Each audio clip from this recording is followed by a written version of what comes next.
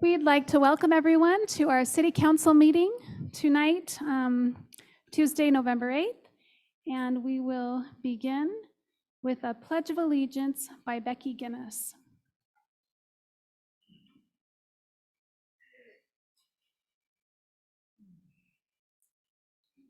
Please repeat after me. I pledge of allegiance to the flag of the United States of America and to the republic for which it stands, one nation, under God, indivisible, with liberty and justice for all.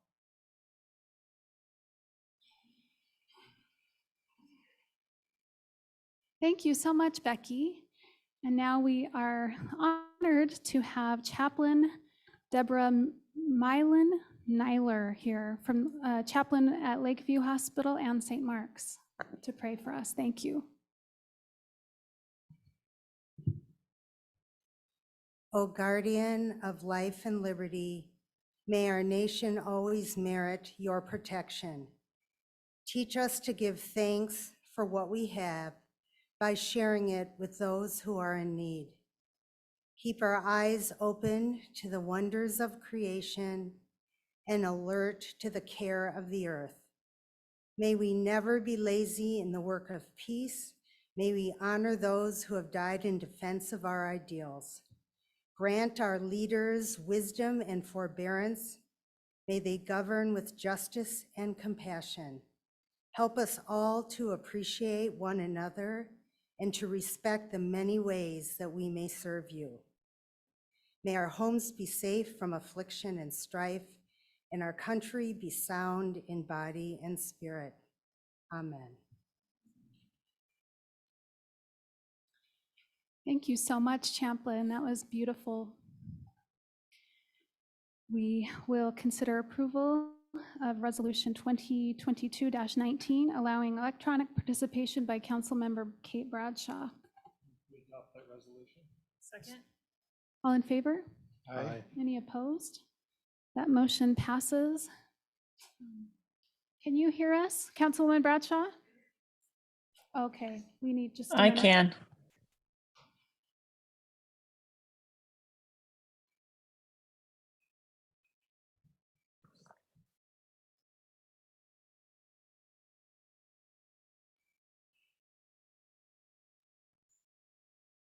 Can you hear me now?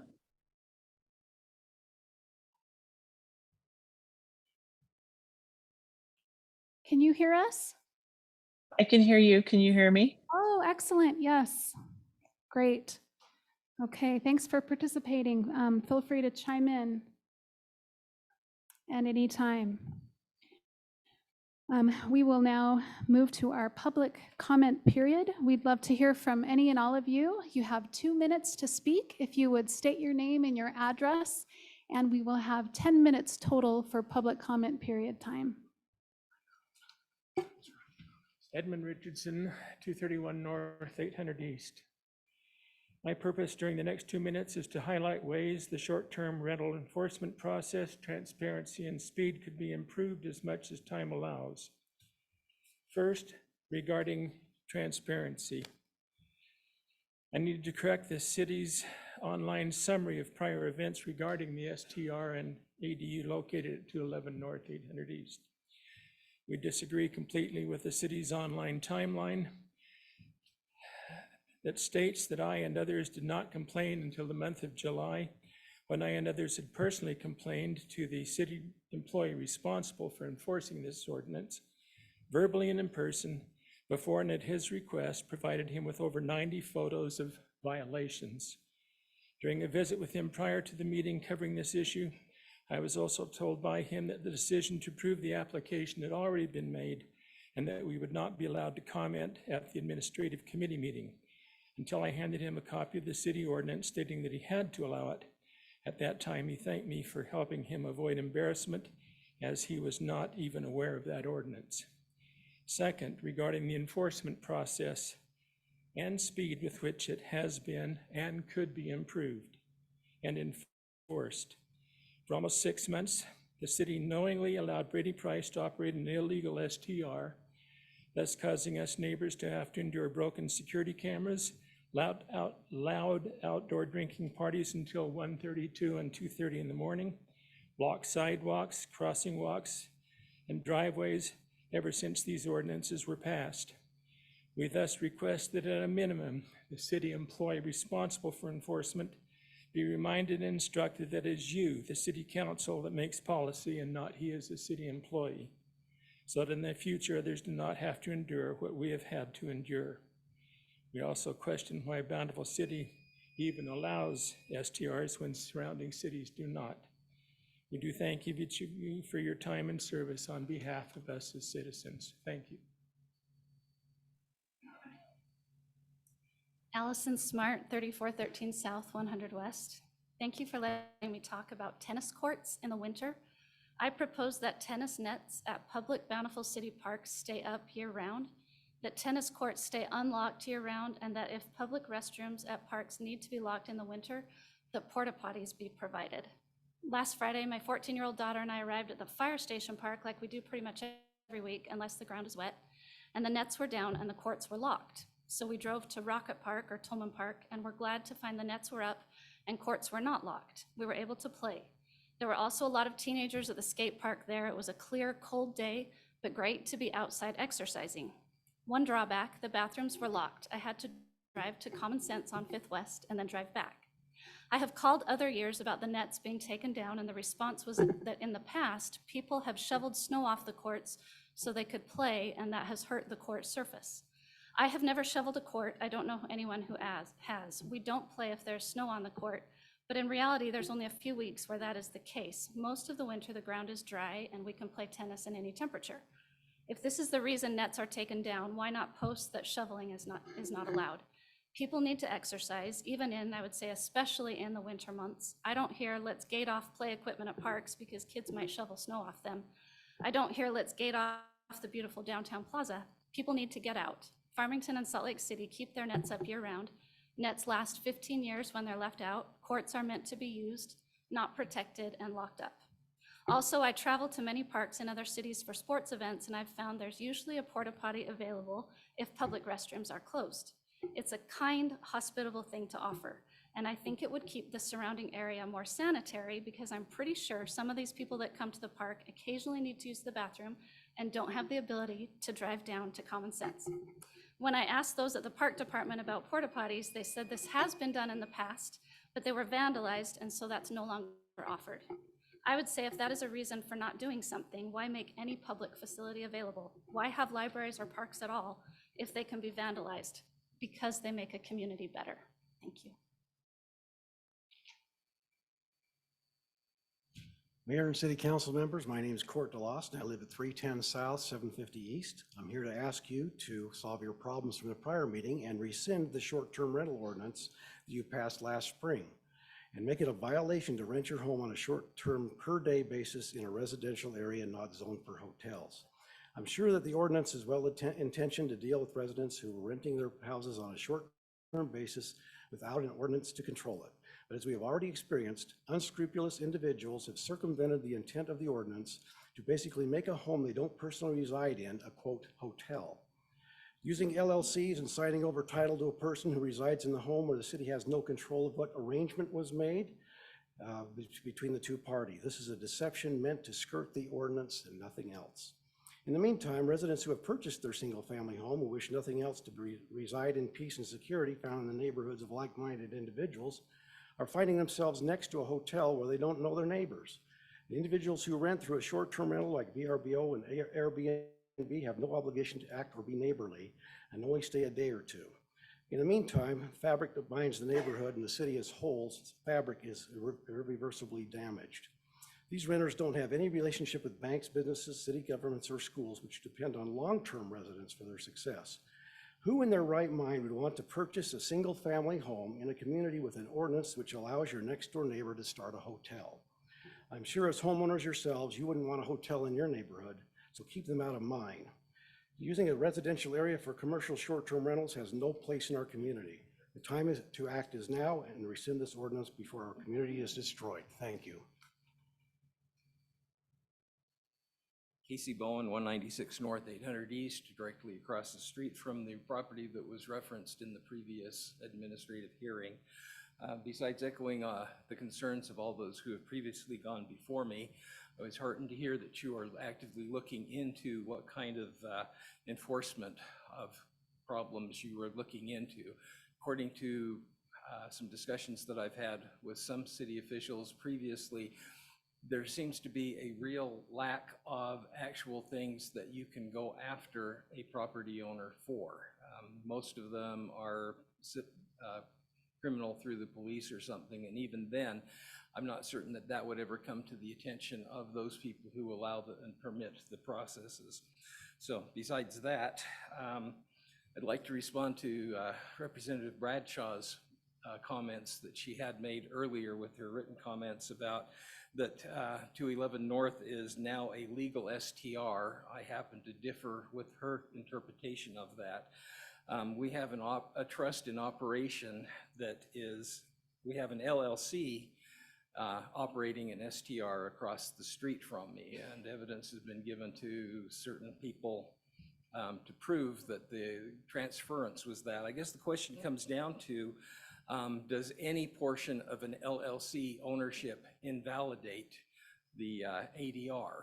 Because right now you have the warranty deed in the ADR, in the LLC trust name, and in Jorge Moratoya's name as an LLC member.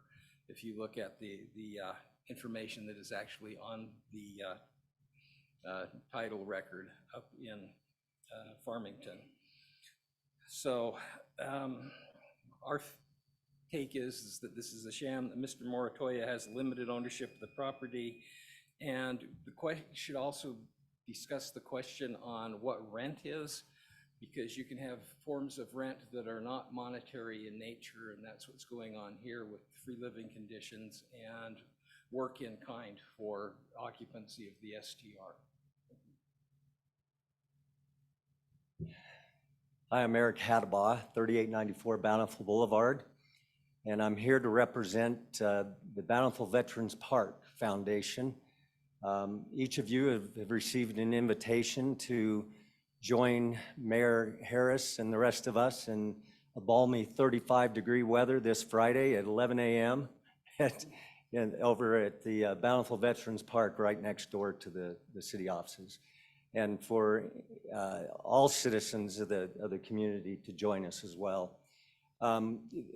Again, on behalf of the foundation and the board, we want to thank the city council and the staff who helped to maintain that park as well. We're grateful that you allowed us to use that piece of property to put the Veterans Park in. It's been a great addition to the city and is appreciated by many, many people. We're grateful for that. So come join us this Friday, 11 a.m. Thank you.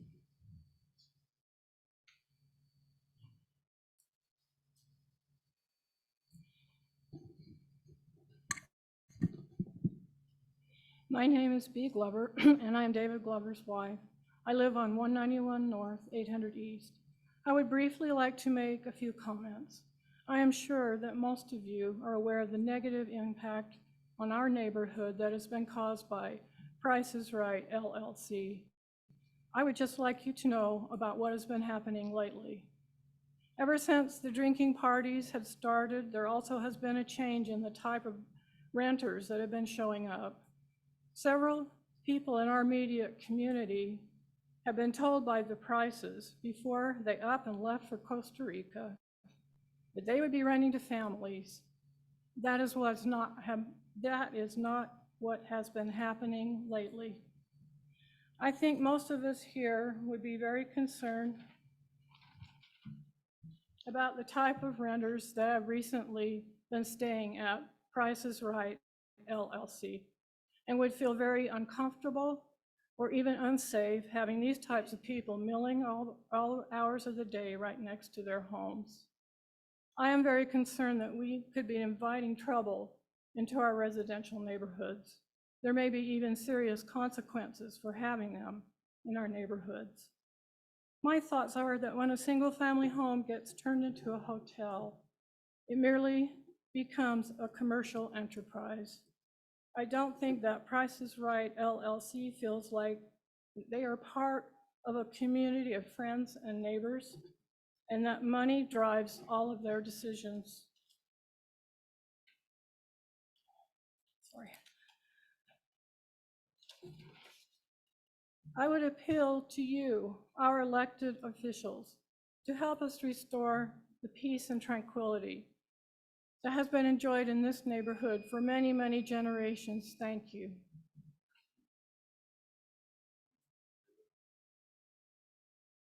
What's that? Time left, or There's not. I can't make comments? Well, yeah, we would love to hear from you. Will you? One comment. Yes. The whole, David Glover, 191 North, 800 East. This whole issue that you've discussed tonight about LLCs, ownerships, loopholes, how do we get around it, could all be resolved if you made short-term rentals illegal in zoned residential neighborhoods like Provo. I've heard you talk about Provo. They don't allow them in residential short-term neighborhoods.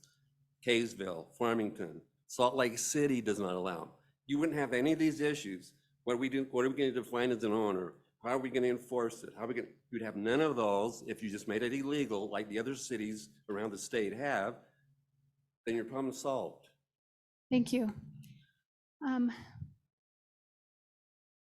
I know that we did a little research about what cities allow them.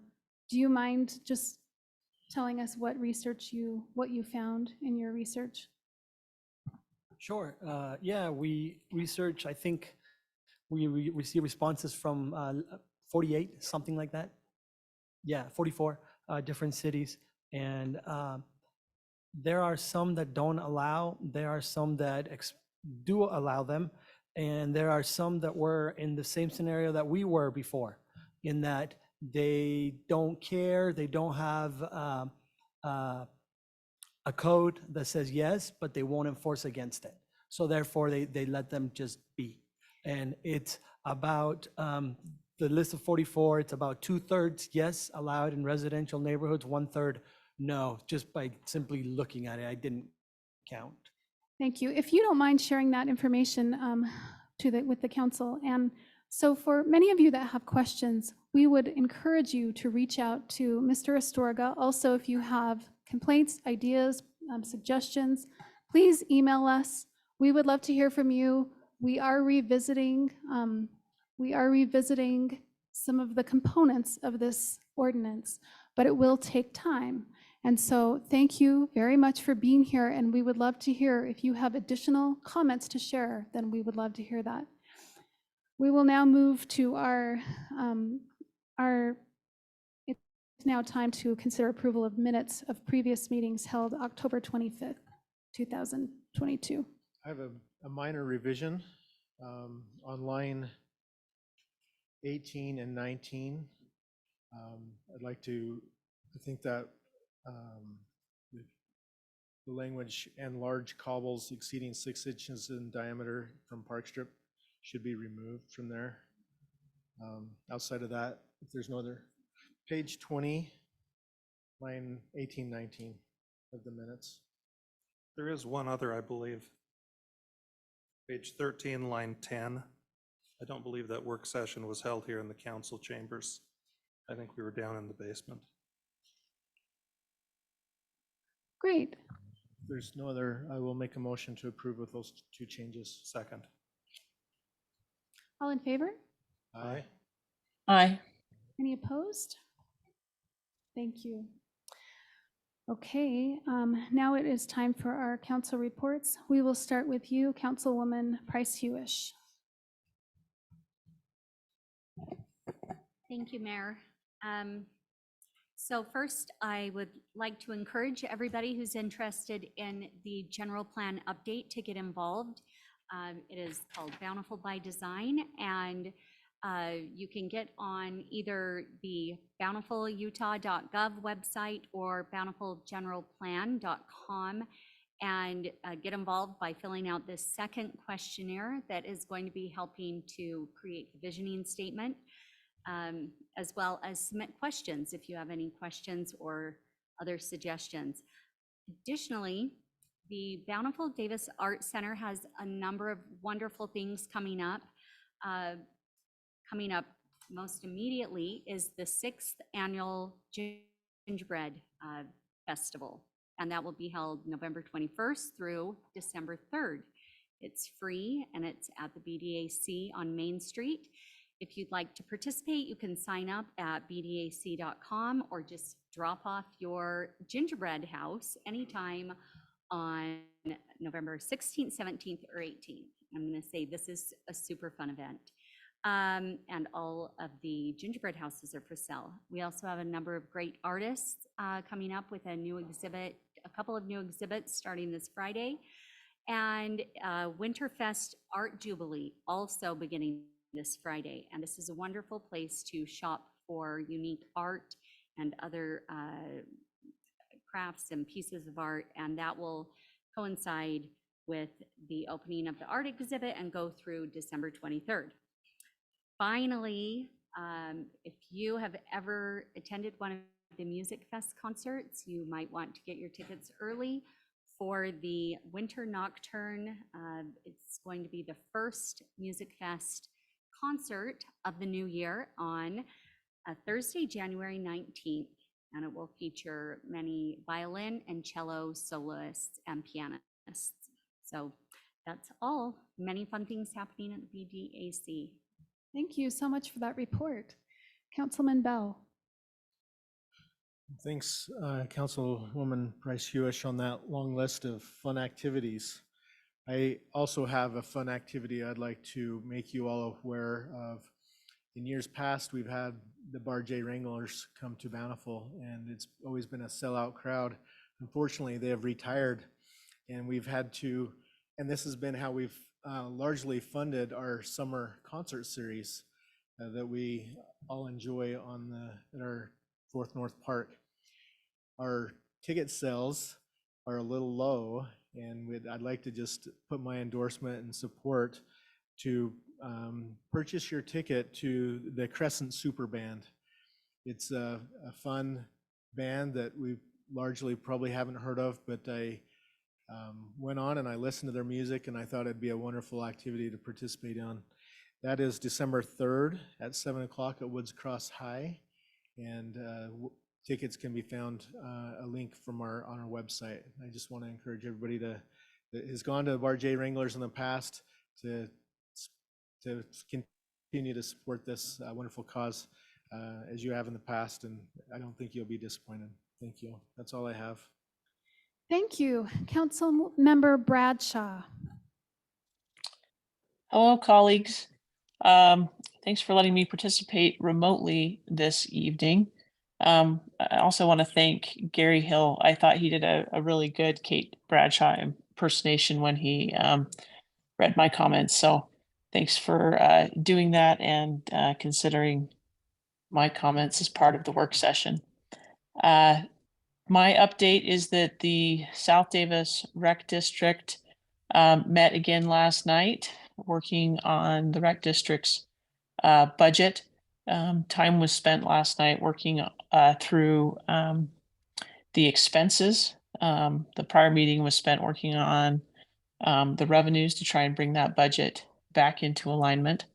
I do continue to have some concerns that we're struggling to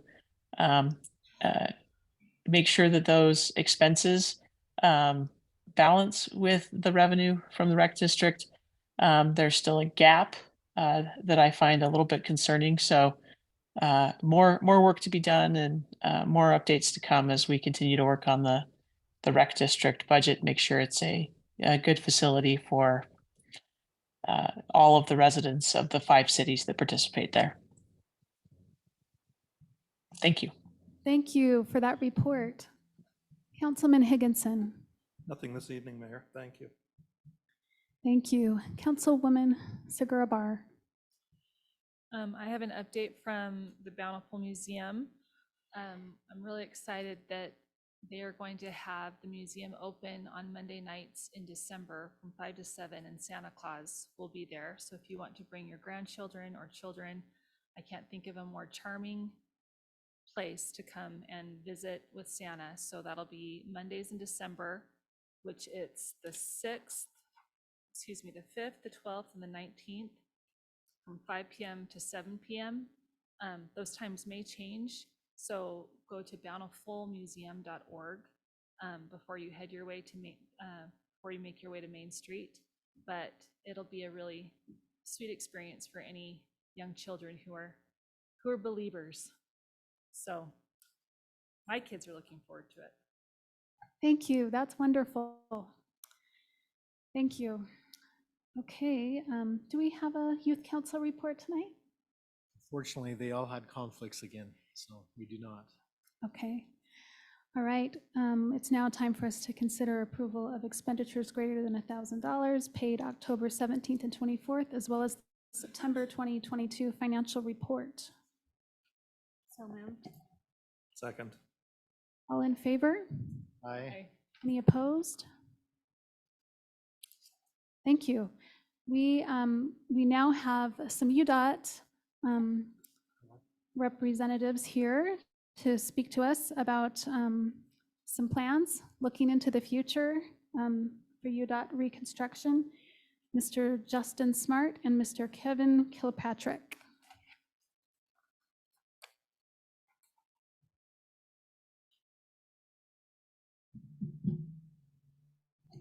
Good evening. Excuse me. And I want to start by thanking you for the hot tip on where to find Santa this coming month. I'm going to come up to the museum and put in some requests of my own. Really, thank you for having us tonight. I'm Justin Smart. I work with a company called Pentapowers. We've been contracted by UDOT to be part of the team that manages the communications and outreach for the I-15 environmental impact statement, which goes from Salt Lake City up to Farmington. And Kevin is on our team as well. He's on the technical side.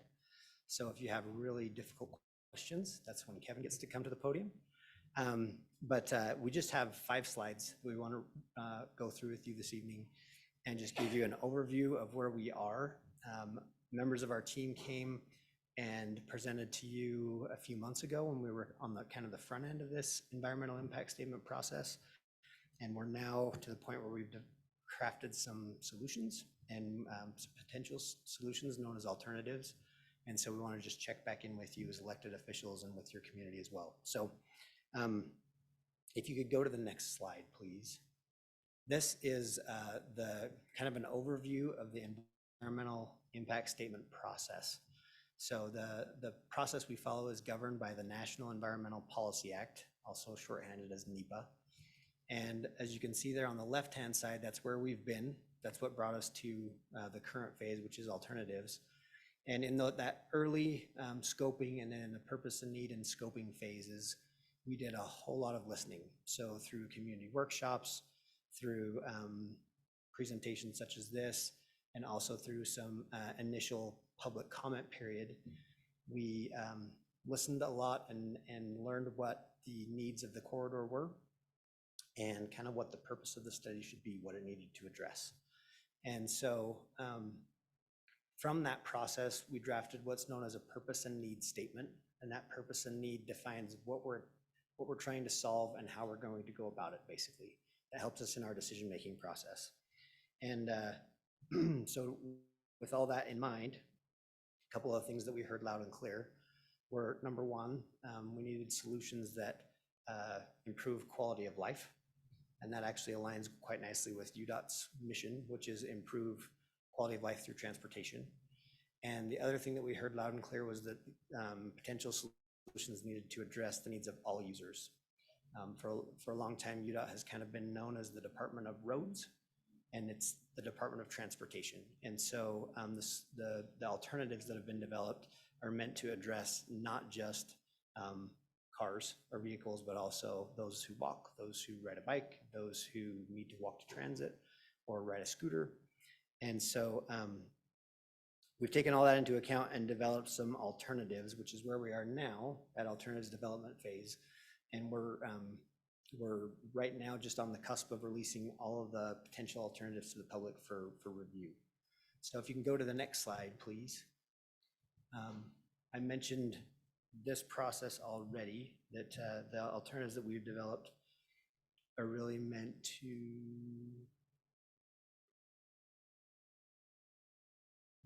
hold on.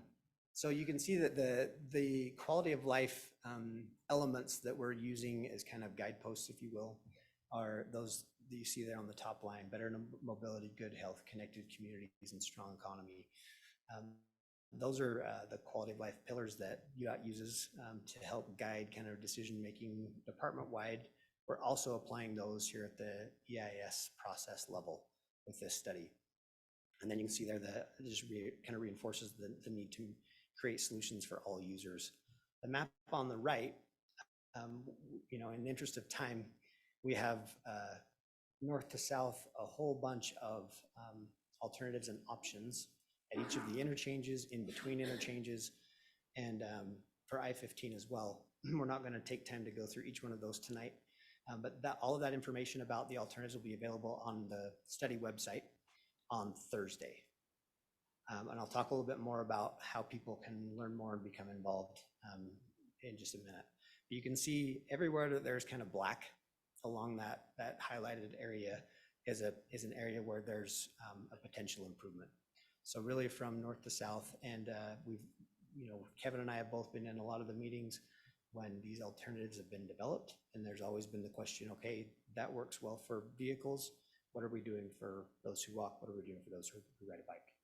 So please take the time on Thursday to go to the website and become familiar with the alternatives. That's the invitation we're making to just everybody throughout the whole corridor. If you can go on to the next slide. Well done, you got this down. This is the information we want to share with you, and if you would help us share this information with your community, we would really appreciate it.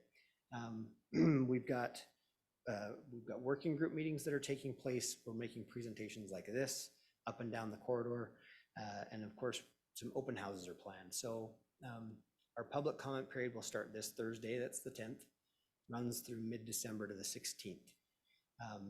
Early on in the comment period, we've got a virtual meeting planned on Monday. That's our website there, i15eis.udot.utah.gov. You'll find the link to the virtual meeting there. That one will be just a little bit different than a traditional open house. There will be a formal presentation given at the front, and then it'll be a webinar format where participants can just submit questions, and we'll aggregate those, and the panelists will answer those questions as we at the end of the presentation.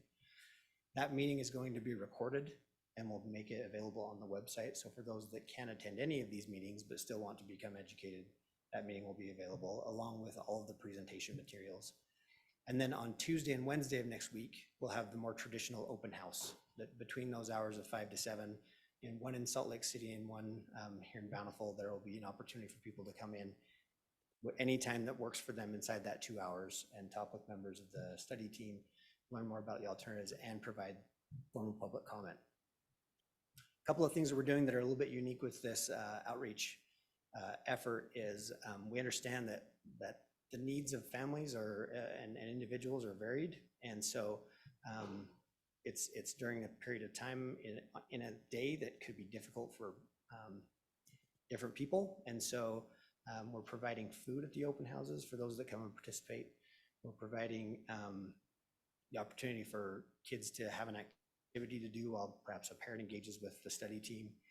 And then we're also, for those that want to come in person and don't have the transportation means to do it, we've partnered with UTA to use their on-demand service as well as their Uber and Lyft relationship to provide transportation to these open houses for people that need that. And the details of all of those options are on the website as well. Just want to make sure I'm not missing anything. We're getting the word out through paid social media ads, through posters posted around the study area, email blasts, and then again, opportunities like these.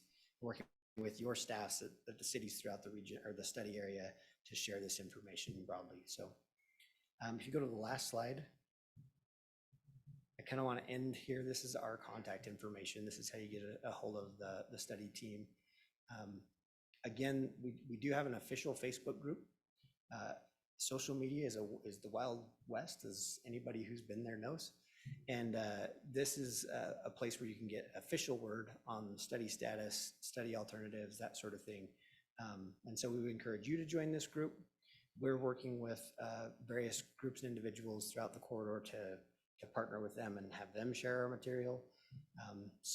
But those are the ways to get in touch with us. And really, everything we're doing right now is to try to get people to the website to learn how they can engage.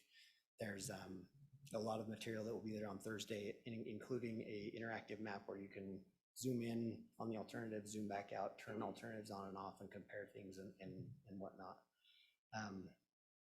And then all of the official ways to comment are also available on the website. So with that, did I miss anything, Kevin? Okay, I don't want to take too much of your time, but I'd be happy to answer any questions you might have. Any questions, council? I have a question. A comment. Thank you. I'm so excited to see that UDOT's looking at transportation and various modes and connectivity. So thank you for that. And I know this is early and it's a process. Just wondering what the timeline for construction is, if you have an idea. Great question. So from the alternatives phase, what we'll do is we'll have this comment period, and then we'll take, it's a clarification I should make is the alternatives have been designed to a level that allow us to know that they meet the purpose and need, but not taken to a level where we know exactly the impacts that would go along with a particular alternative. So we're really inviting people to provide comment on how the alternatives work, how it might benefit a particular person or community, and not so much about how the impacts will happen. We get to impacts through the next steps of refining the alternatives and creating a draft environmental impact statement. That's the next step. So preparing the draft and then releasing the draft. Our anticipation right now would be releasing the draft in fall next year.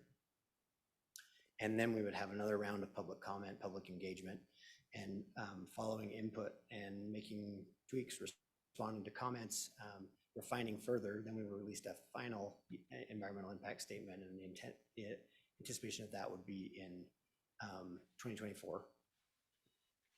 So if we get to a preferred alternative that is approved in 2024, there is money allocated for construction. Should the environmental process bear it out that a project should be built. And then there would be the process of defining what the project is, how it would be delivered, the construction plans would be put together. The earliest time that we would anticipate construction would be 2026. And that's provided everything fell into place between now and then. Thank you. We had an opportunity to look at some of the options today, some of the possibilities, and it would impact every exit, major exit that we have in our neighborhoods, in our cities. And so this will really impact all of us. So I encourage everyone to look at these options and to give feedback. Thank you so much. Thanks for your work. Thank you for your time. Okay, we will now learn about the fiscal year 2022 annual comprehensive financial report.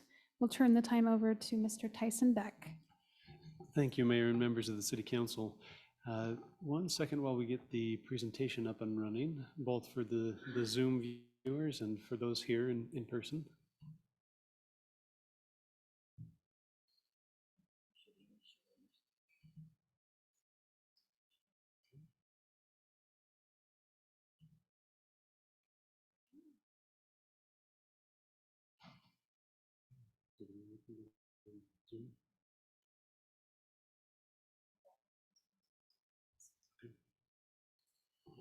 All right, so tonight is the culmination of many months of work and effort on behalf of many people. And I definitely want to first recognize that the annual financial report is a very comprehensive document, and every department of the city contributes in some way to this report. And I want to specifically identify David Burgoyne, my Assistant Finance Director, who's here with us tonight. Though he may not be a familiar face to everybody, but he's definitely a familiar face to our finance department and is very crucial in this process. So thanks to David and all his efforts, and Galen Rasmussen and Gary Hill, and really all of the departments who have a hand in this.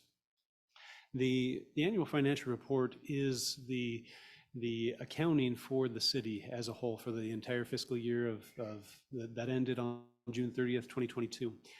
State law requires that we create this financial report, that it adheres to accounting principles that are set by generally accepted accounting principles. And we also are required by state code to have an annual independent audit of these financial statements.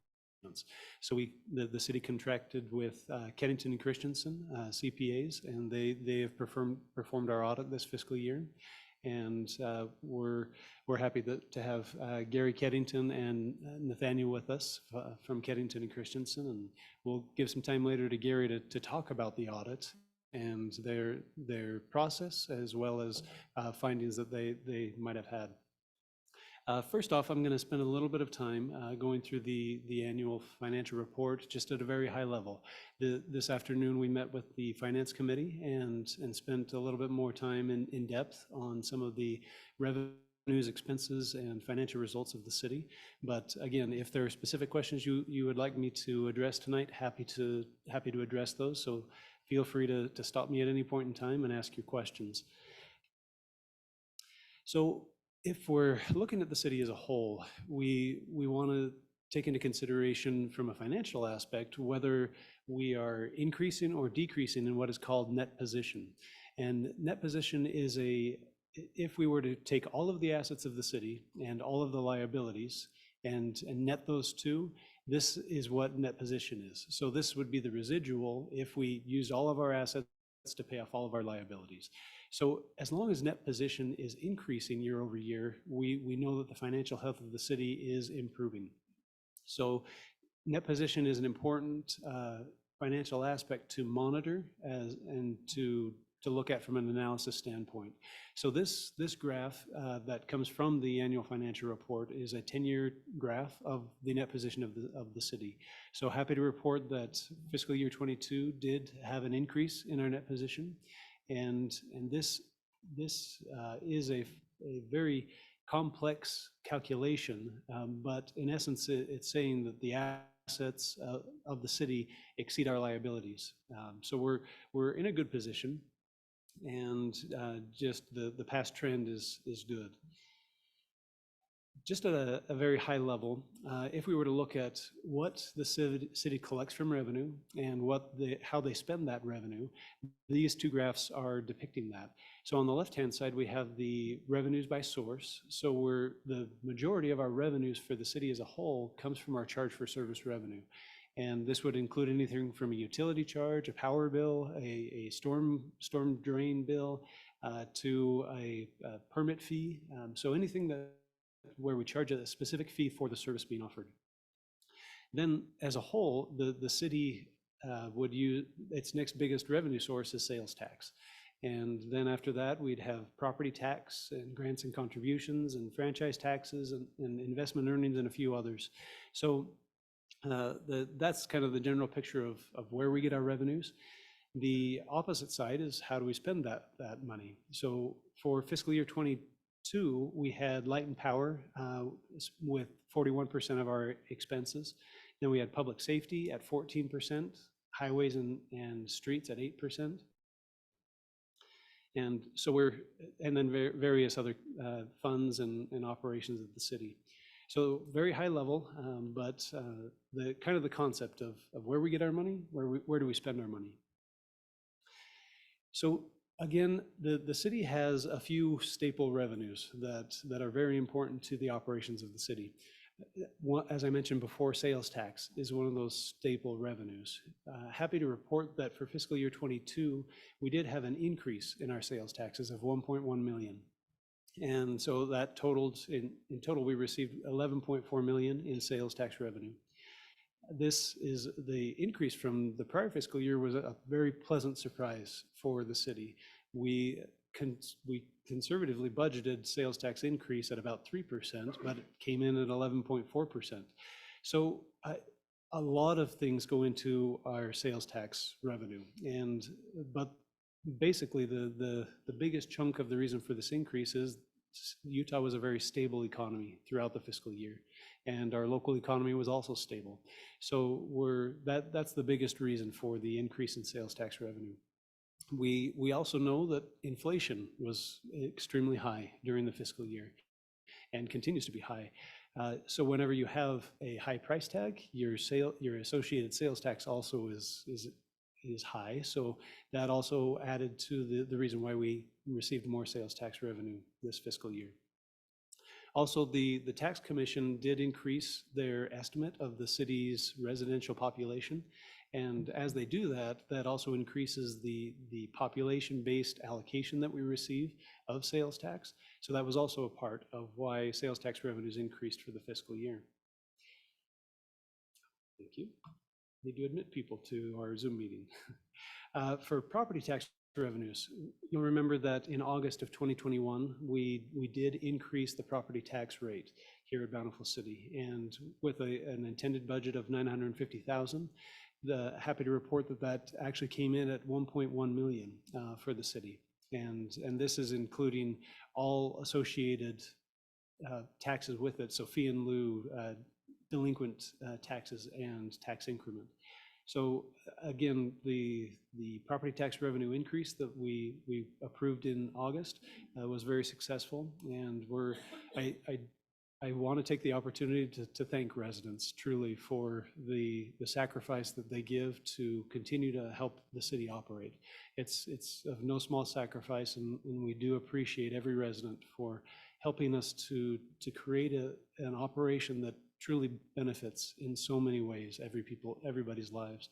So thank you, and happy to report that the tax increase did meet the goal that we were hoping for fiscal year 22.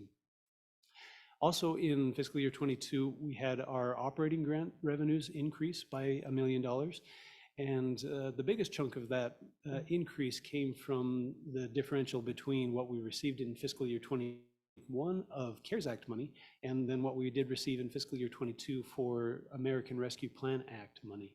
So the ARPA money we received was $2.6 million in fiscal year 22, and in 2021 we received $1.6 million in CARES Act money.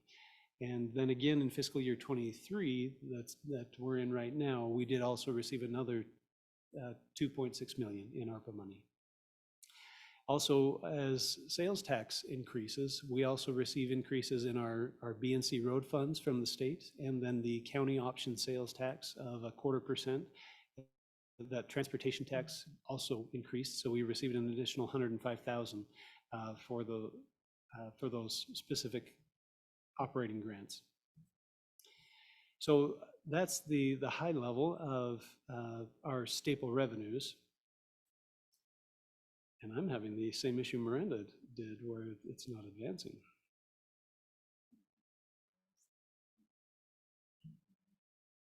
Yep, thank you.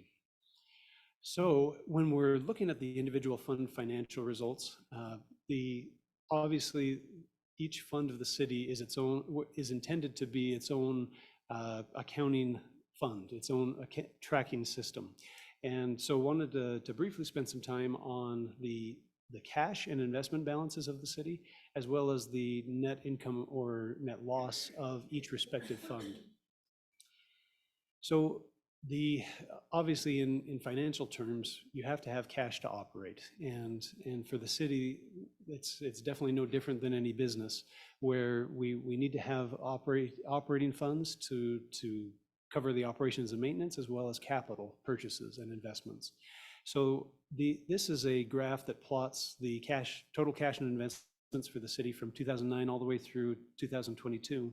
And you can see that as a pay-as-you-go philosophy, we try to save money to then spend money when it's needed.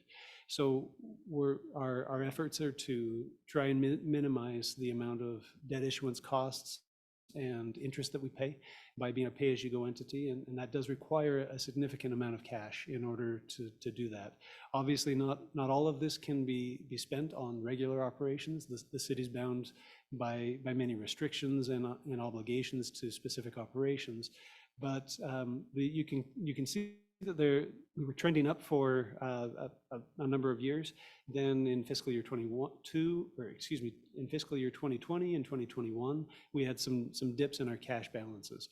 And again, as we know, when as a pay-as-you-go entity, sometimes you have big capital items that come up, and that was definitely the case for fiscal year 21.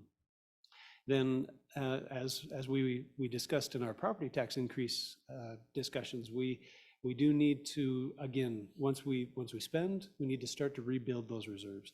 So luckily, I'm happy to report that in fiscal year 22, we did begin to start to see our cash investment balances come back up, and that's an important financial tool that we need to continue to monitor and make sure that we are charging the right rates and the right property tax rates, so that we can continue to operate as a pay-as-you-go entity and be as careful with the finances that we are entrusted with. So the actual individual fund financial results from a net income or net loss perspective, and also the residual balances, the equity positions of each fund. So here's just some high-level numbers. So for fiscal year 22, the general fund on the very far left column on the top, we did have a net loss of $820,000 for the general fund. And as I explained to our finance committee earlier, this can be viewed as almost an artificial loss. So you remember that the state of Utah requires that we can only hold 35% maximum of our total revenues in our general fund. And that is a state law that we comply with. So there are some years when we actually have to push more revenue out of the general fund into the capital projects fund in order to stay compliant with that state law. And this happened to be one of those fiscal years where in 22 we had to push the majority of our sales tax revenue into the capital projects fund so that we stayed within that 35% maximum fund balance. So you can see that just right next to the general fund. We just have a quick question. Oh, please. How much was it that we moved from the general bond to the capital projects fund? So in fiscal year 22, we actually moved the majority of our sales tax revenue, so about 10 million of it, into the capital projects fund. Whereas in the past, we've typically had a 60-40 split where 60% went to our general fund and 40% to the capital projects fund. So in fiscal year 22, it was very unique in the fact that we only actually kept about 400,000 of the sales tax dollars in the general fund.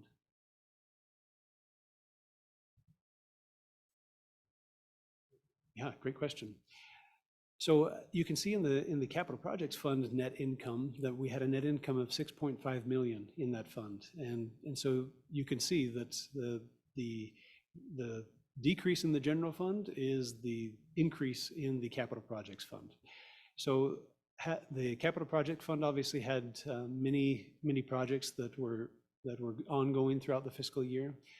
But because we had so much of the sales tax to go in there, that allowed it to have a net income of 6.5 million there. Moving on to the redevelopment agency, fiscal year 22 had a net loss in that fund of 4.2 million. And this was a planned net loss, a budgeted net loss, where we began many development grants and opportunities.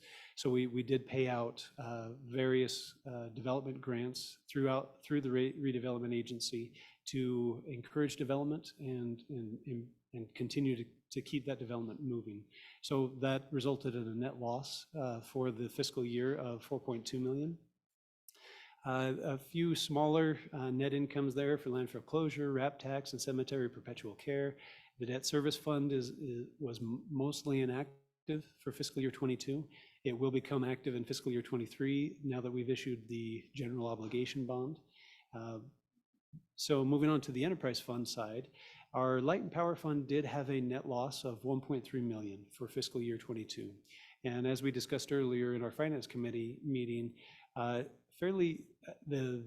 revenues came in just fine for the Light and Power Fund. The difficulty is that our power costs, both generation and purchasing of power, were very high. And in fact, they were some of the highest I could see on record. So the difficulty that the Light and Power Fund has been having is that the hydroelectric plants were not able to continue to produce as much as they normally would with the drought situation we're in. The Colorado River Storage Project also was having the same difficulty, which we used to purchase power from in great quantity. We had to pull back power through our IPP, which we normally, it's at a little bit higher cost, and we normally sell that to California cities. So we were forced to go out to the market to purchase our power more than we would like. And we also had to generate a lot of power through our natural gas power plant, and natural gas prices were also up due to inflation. So we were forced to have a loss situation for fiscal year 22 due to power costs. The water department had a net income of $995,000. The landfill and sanitation department did have a net loss of $372,000.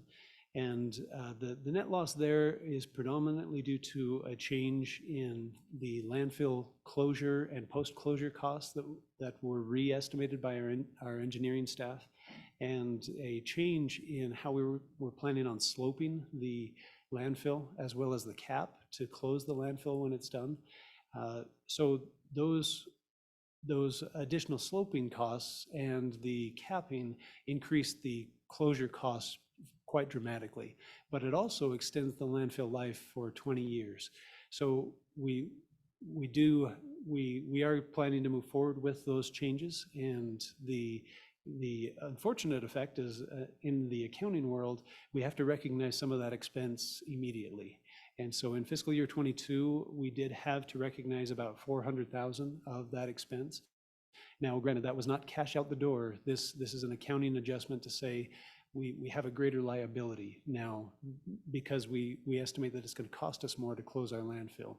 So this is just recognizing a portion of that liability in our fiscal year 22. So nothing of cash out the door, just an accounting adjustment. So as far as the other funds, pretty normal.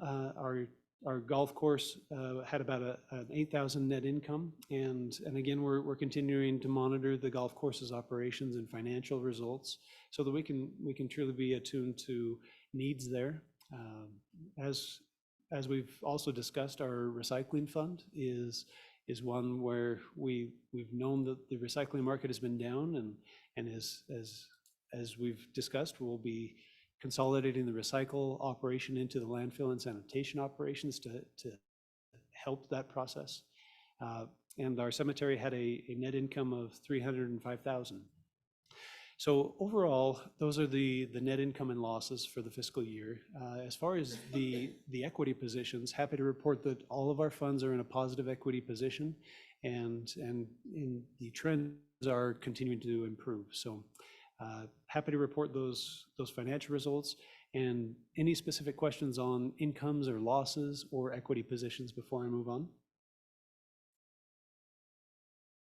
Great, thank you. So now on to our fund balance and reserve policy. So the policy that the staff has recommended and the City Council has adopted is to continue to maintain sufficient reserves in store for both an operating purpose and a capital purpose. And this was readopted by the City Council back in June of 2022. And here I'm just reporting the results of where we ended up by fund in regards to our fund balance and reserve policy. So in the general fund, we had per policy, we had a minimum balance of 5.4 million, and the actual unrestricted equity in the general fund was 5.7 million. So we had a excess over that minimum balance of 329,000. The Capital Projects Fund, we have a capital reserve of 10.1 million, a emergency reserve of 12 million, and then our unrestricted equity for that fund was 31 million. So we had an 8.9 million excess in that fund specifically over our minimum balance for the Capital Projects Fund. Onto the enterprise funds, the water department had a 1.8 million capital reserve and a 1.8 million operating reserve, and we were able to exceed that minimum by 2.5 million. Light and power had a total reserve of 15.1 million, and unrestricted equity of 23.2. So an 8 million excess there. Landfill and sanitation, a $2 million reserve, 11.3 was the unrestricted equity there. So an excess of 9.2 million. Stormwater, 829,000 per the policy. We had 3.7 million in unrestricted there for 2.9 million. Golf course has a minimum reserve of 832,000 with $1 million in unrestricted, so a 204,000 excess there. Our recycle operations, as we've discussed, did not have enough to cover the operating reserve. But again, per policy, we do have the ability to talk about and allow exceptions for specific instances like the recycle fund, where at the current time, we didn't feel the recycle rates needed to be increased to the point where they would completely cover the costs, as we were continuing to hope for the recycle market to rebound and improve there. So that one did not meet the reserve requirement in based off of the unrestricted equity, but we do have the exception that we're continuing to monitor those operations, continuing to bring it back to the city council every year for discussions on rate increases or any needed adjustments there. And as we've already discussed, we're moving forward with some operational changes that we believe will truly help the financial outlook for this operation. Then the cemetery is our last fund there with a $453,000 minimum reserve, and we had $943,000 in the unrestricted for the surplus of $490,000. So that's the results of the reserve policy. And again, these are just the minimum required per the policy, and happy to answer any questions if there are any regarding the reserves or fund balances. Thank you. Thank you. So as far as the financial report, that's all that I had specifically to address, unless there are specific questions regarding the finances, and happy to address those. But when we cover that, then we'll turn some time over to Gary Kennington to discuss the audit and the operations they went through for that. Any other questions for Tyson? If I could, Mayor, one. Tyson, what's the balance increase in the landfill closure fund that's been recommended because of that redesign? Yeah, so you're referring to the closure cost, the closure cost estimate. So and Lloyd, if you know the exact numbers right off your head, feel free to join in. But I believe that the prior estimates were in the 2 million range, and now they're in the just above 4 million. Perfect. So will we show this same kind of a charge for the next few years? Great question. No. Okay. No, we will not. And with accounting adjustments, because we made the accounting change in fiscal year 22, right, accounting standards require us to actually, as if we had always planned on that $4 million balance to close the landfill, we needed to bring ourselves up to the current level through fiscal year 22 of our capacity utilized.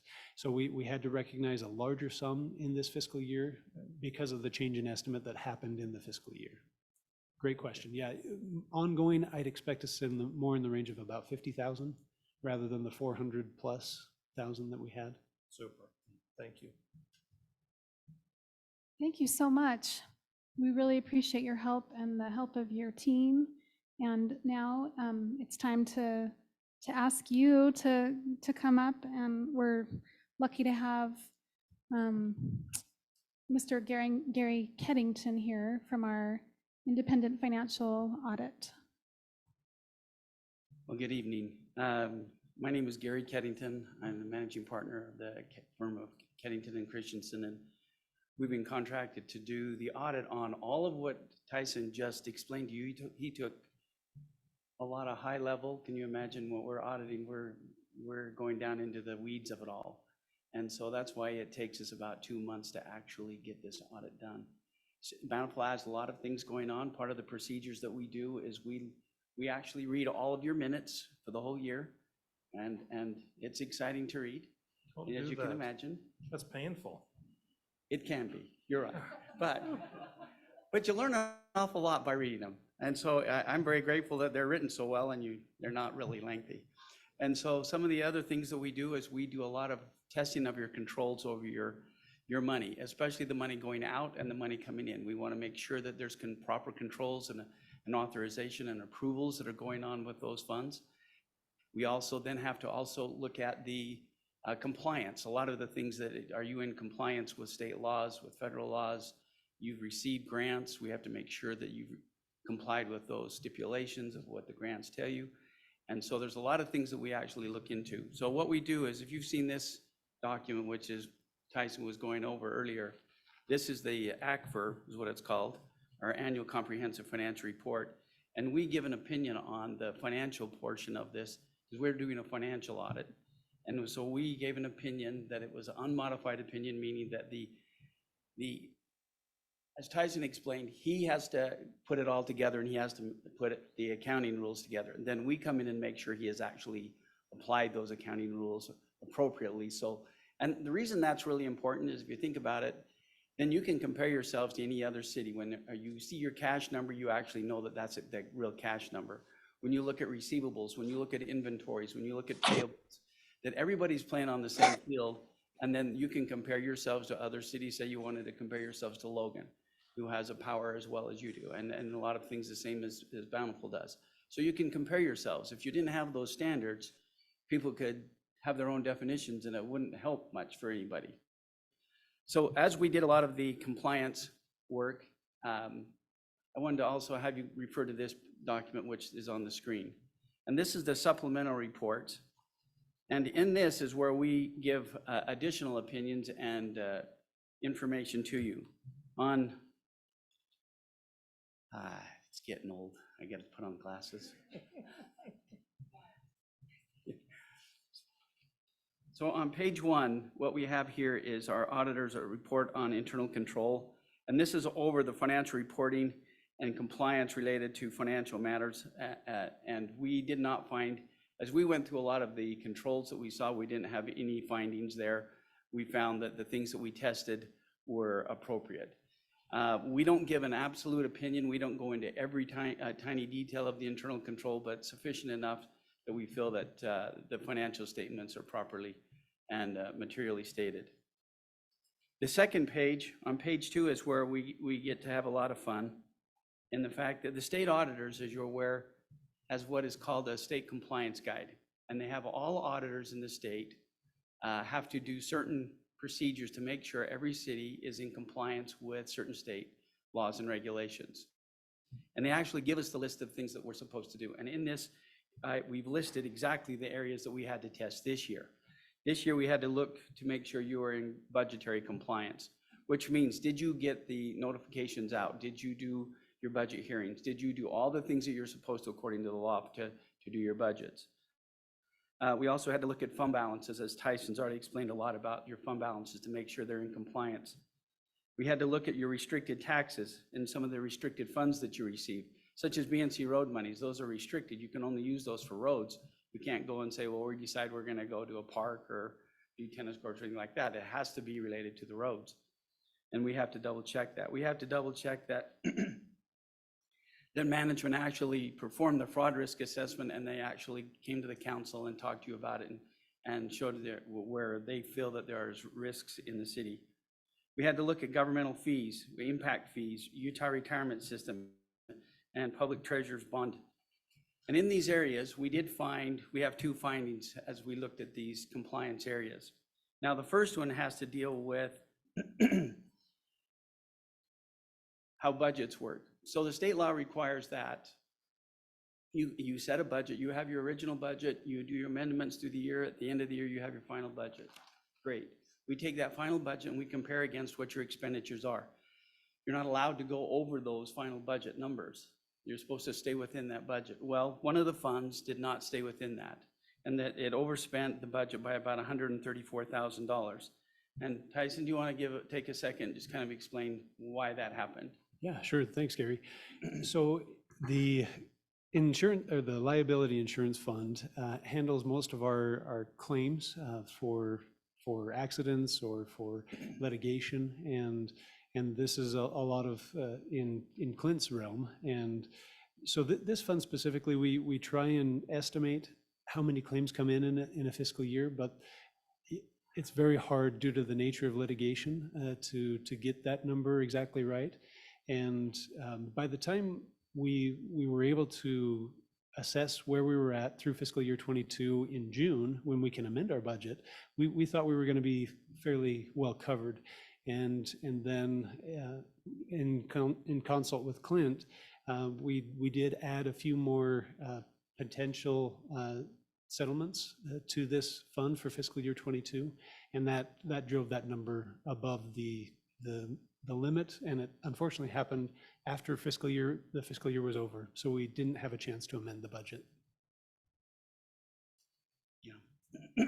The second one is related to governmental fees.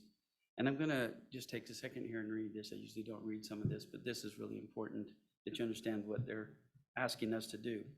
So it says, as the state compliance guide is asking us to do this, are the revenues and expenses tracked for each specific service or regulatory activity for which the fees are charged, such as, we're talking building permit fees, any other kind of fee that you might be imposing. It says, if fee revenue is in excess of expenses, does the entity track those expenses, excess revenues, to only be used for the intended purpose for the fee in subsequent years? So if you didn't use up all the revenue in your expenses, did you carry it forward, and have you restricted it to only be used that way? And then the last one is, was a reasonable methodology used to calculate the fee? Well, that's great, except as I mentioned before in our previous meeting, that the accounting records or accounting rules don't require you to do that with your fees, and nor does the state law. They're asking us to look at that, but the reality is none of the cities that we audit actually account for their fees the way they're asking. Most cities, just like yours, does account for the fee revenue, but it's the expenditure side, because trying to break out what, for example, the building permit fee would be over in the building department and engineering, it's part of their whole function that they do. We don't try to keep track of every hour that they spend over there related to it. And then sometimes some people have looked at it and saying, how can we do this? Because it's actually not required by the state, by state statute, and it actually kind of violates the accounting rules, because you can't restrict those funds unless there is some outside source that, such as a state law, that requires it. Since there isn't one, if you did do it, we would have to probably qualify our opinion because of you accounting for something that you shouldn't be doing it. So we're all in a rock and a hard spot, really, right? But we needed to report to you that that is a finding that we have. We have no recommendation because you're actually doing it the way you're supposed to. Did you want to comment on that, Tyson? No, very well explained. Thanks, Gary. So it's kind of a hard one for us to have to report to you about. That was some of the other things I need to tell you on how the audit itself actually went. As we met with all of your staff, we get to meet with many of your staff. We do inventories over the power and the water, and I'm sure they just love it when we show up, because where they're making them count all things that they don't really want to count. But we didn't have any problems during the audit. We didn't have any disputes with management. We didn't have any problems. None of the adjustments that we actually proposed, all of them were done. We only really had a couple in the lease area, which is a whole new area that we had to do this year, and we had to work through that, how to apply that new standard. So the audit itself actually went very smooth and we didn't have any issues actually doing the audit. Do you have any other questions about how the audit went? Any what we do? questions, council? No, just sincere thanks. You're very welcome. Thank you.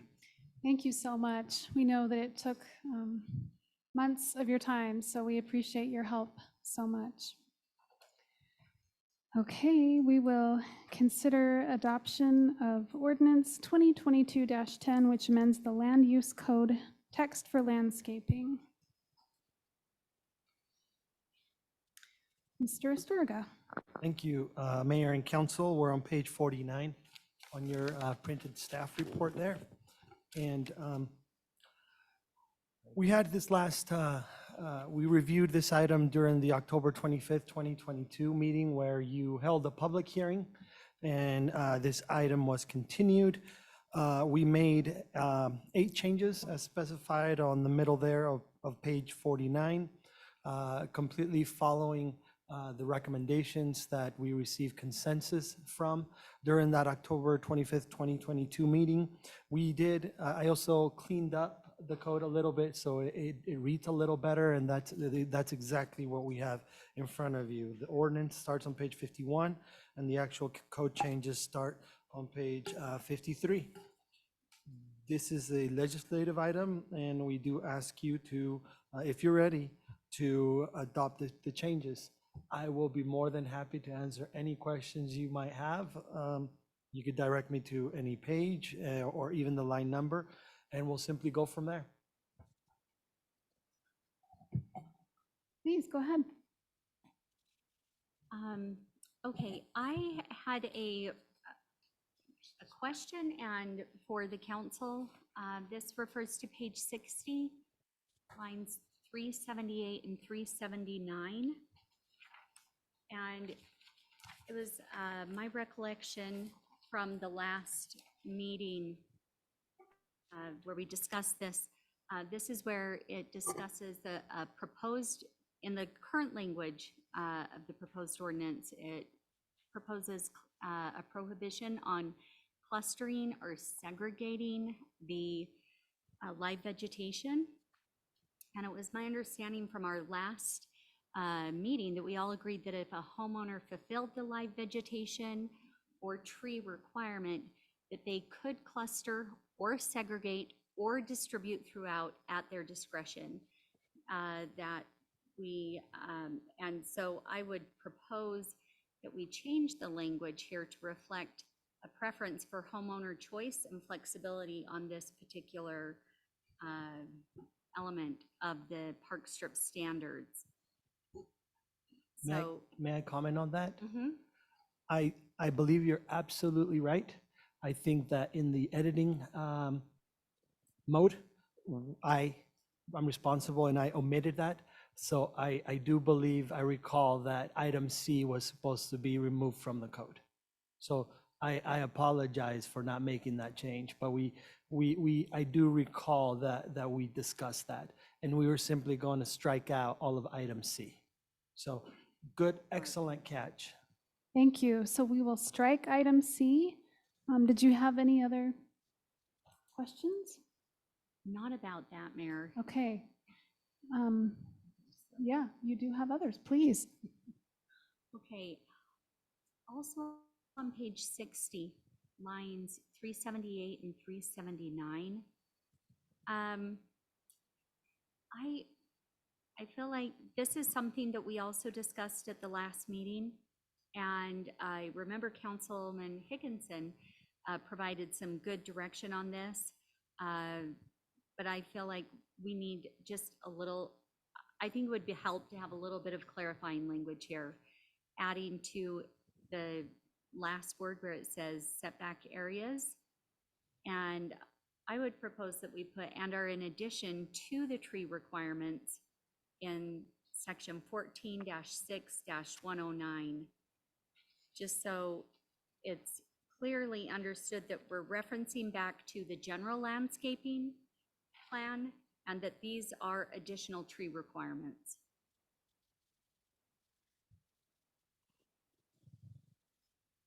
I think what kind of struck me as I read this is I thought there could be confusion as to, are these trees counting toward tree requirements as referenced earlier? And that, what I referenced, 14-16-109, that's found on pages 56 and 57 and covers commercial and multifamily and the resident, single family and duplex. Council, any thoughts on that? So just a clarifying statement to say that these requirements are in addition to Mhm. the other tree requirements. Yes. I don't have a problem with that, but I'm just one.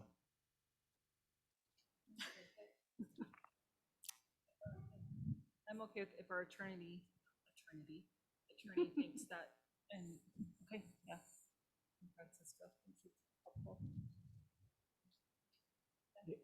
I, Good idea. we know exactly what you're saying. We didn't think it's necessary, but it certainly clarifies it. So it helps me so I don't have that dispute with that person that says, I already did it over here. So I welcome it. Thank you. If I may, Mayor, I just have one more thing about trees. Can I just, Go ahead. before we change from that subject, I just want to look at this a little bit closer. Because in section 14-16-109, So page, page 56 and 57, I'm just trying to understand this completely. As I think everybody knows, I love trees and I want more trees. But I just want to confirm that we're not requiring a home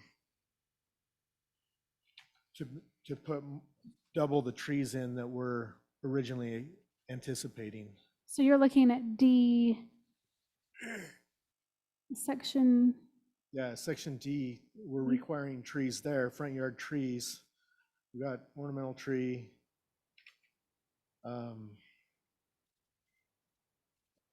Screening trees.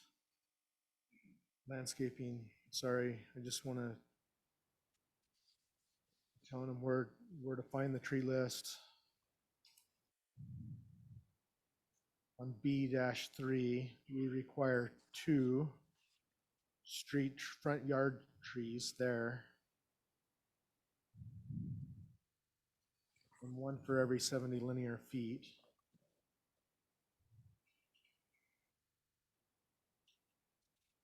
so your question,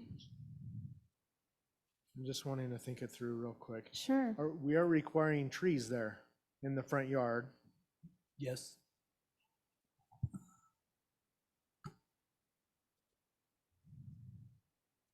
Okay. Sorry. Okay, move on. I want to, sorry, Cecily, I just want to think that through a little bit for a quick second.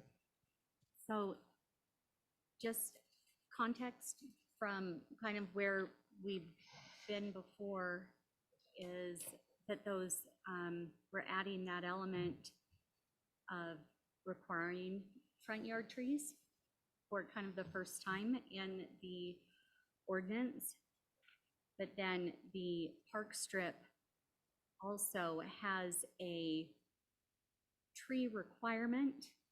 And at the last meeting, it was discussed that, and the language here in A on page 60, I think it does clarify what that means is there was an additional tree requirement for every 40 linear feet on the park strip.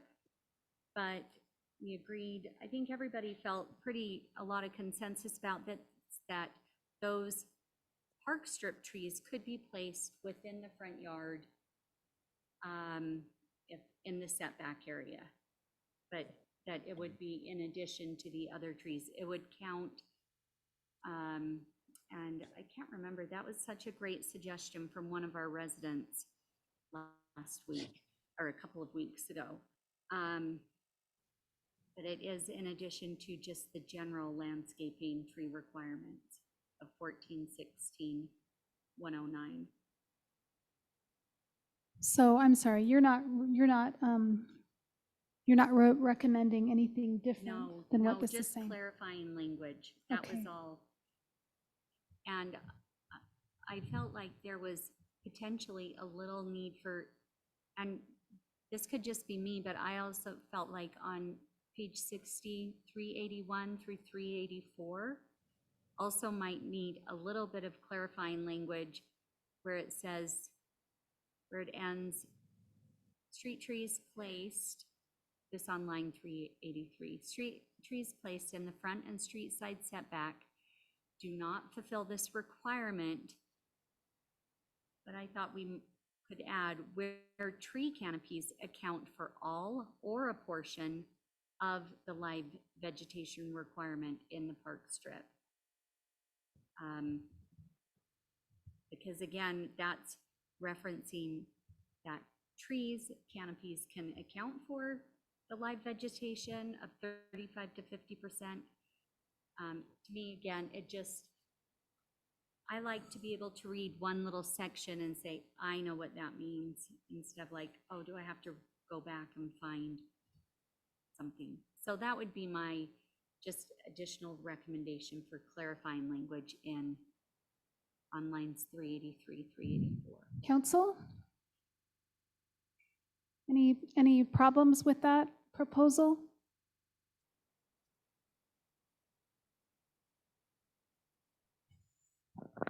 Councilmember, could you repeat Sure. that particular So I'll start that last statement? sentence that begins on line 383, and then I'll just continue with my proposed language. Street trees placed in the front and street side setback area, and that kind of references the front yard trees, do not fulfill this requirement where tree canopies account for all or a portion of the live vegetation requirement in the park strip. So again, it's just kind of clarifying that if you're putting in the trees, I don't know that I am in favor of that change because I don't know that we only want trees in the park strip. We want turf or other shrubs as well. I don't know that we want just rock and trees. well, it's saying that just where tree canopies, well, we have actually said that trees can account for all the live vegetation if the canopy, that's in here, What actually, including the tree canopy. It what could- we're trying to say, I think and I believe it was Councilmember Higginson that raised this, that trees that are, you can put the park strip trees in the front or side setback, but if you do, that does not count toward the 35 to 50% requirement, period. Mhm. So the canopy doesn't matter. It's, Right. if the tree's planted in the park strip, it counts toward it. If it's not, then it does not. So maybe that is. That was the okay. intent. Yeah. Okay, any other Yeah. comments about this ordinance as proposed? This is Kate. Just to be clear, since I'm remote, Councilmember Price Hewish has proposed 2 amendments that seem to be acceptable, but this third one, am I correct in my assumption that that one, the third one has been deemed to be not a helpful clarifying Right. addition? Yes, that's right. And while you have the floor, do you have comments you'd like to add about this proposed ordinance? I'm comfortable with the first 2 changes that Councilmember Price Hewish wanted to make. I was a little confused by the third one, so I'm glad to see that one perhaps isn't moving forward. Otherwise, I'm comfortable with the changes that were proposed in our prior meeting. Oh, okay. I have 2 proposed changes, if I may. There's 3, I count 3 references to I'll use example 1, line 186 on page 56. It says each tree shall be a minimum of 2-inch caliper and shall be planted at a minimum spacing. So I would propose that a 2-inch caliper tree is a wonderful size, but it's pretty expensive and large. It's a very large tree at planting. And then I would propose that that could be reduced to 1 inch to provide still a nice tree at a lower cost to our residents. And so I see that that's located on line 186, 227, and line 252.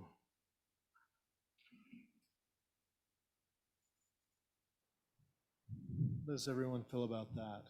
Council? Great.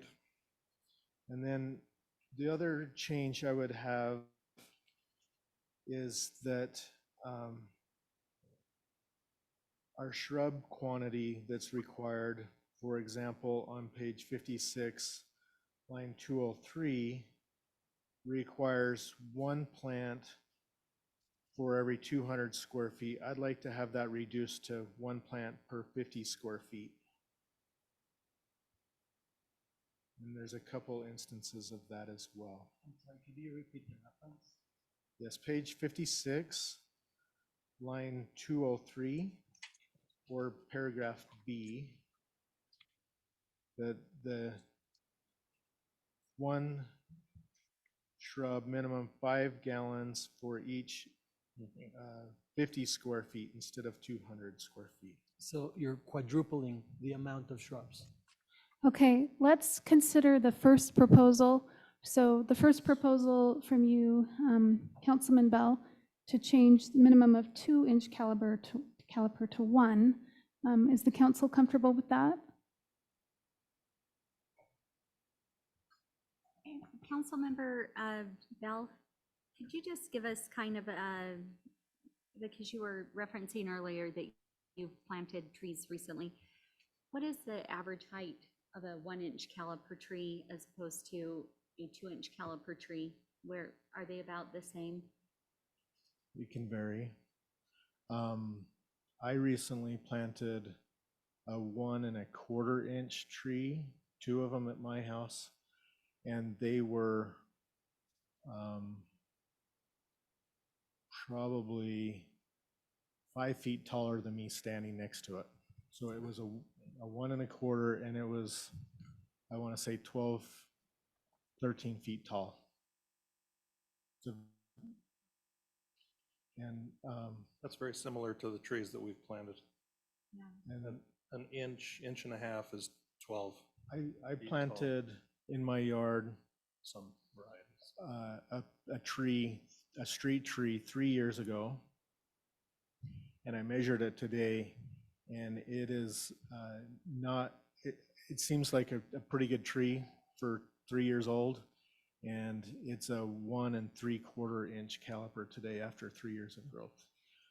I love 2-inch caliper trees and I think they're appropriate in sometimes park-like settings where kids can hang on them and pull on them, and I think that's very appropriate. But in a residential setting, I think asking our residents for a 2-inch caliper tree is quite expensive. I think there's consensus that that we're happy with 1. Did you have a question or comment? Yeah, just a reminder that the 2-inch reduction, no issue from staff. Obviously, Councilmember Bell, we all know that is a licensed landscape architect, so he has that expertise that I don't. But I just want to remind that regarding a street tree, which is what is the tree requirement if you xeriscape, we don't have a caliper requirement there. We kept that on purpose as it didn't introduce a caliper requirement even back in 2007. So we didn't want to, for lack of a better term, meddle with that. Just a quick reminder, we did introduce a new front yard tree requirement, which we did mimic the same standard that we have for commercial development, which is at 2 inches. And that's the one that would be affected, would be reduced from 2 inches to 1. No problems there. Just a quick reminder. Thank you. It sounds like there's consensus with the council for the 1 inch, right? Yes. Just a clarifying Hill. question for the council. Councilmember Bell, I think, I just want to make sure this is intentional. That would apply to both commercial development and single-family development as you've made the proposal. I'm okay with it in both instances. Just making sure. And the council is okay with that? Great, thank you. Okay, Not necessarily. okay, I have reservations with commercial, Agreed. but I don't know how Can we that's. differentiate between the two? Yes. I'm okay with that. well, no, that is a question for staff. Can we differentiate? So Francisco says yes. So would you like to propose that we require 2 for commercial? And Yes. is the council okay with that? I'm okay. Okay. I'm comfortable with that. Okay, so the proposal is, and so Francisco, you can, in the ordinance, there were 3 places that Jesse referenced where he would like to see it as 1, and then you can differentiate 2 for commercial. Excellent, thank you. Okay, and then Councilman Bell's other proposal, we can find it on page 56, line 203. At least 1 shrub, minimum 5 gallon per each 50 square feet. That would be my proposal. Okay. What does the council feel? Can I jump in? I hate to disagree with a council member, but that would put us at a minimum of about 24 to 28 shrubs in a front yard setback. I think that's excessive. Just personal opinion. Explain if you can. Sure. Last time we did calculations on a typical front yard setback on a normal 80-foot wide lot would be between 6 and 7 shrubs required. And if we quadruple that, that would take us to.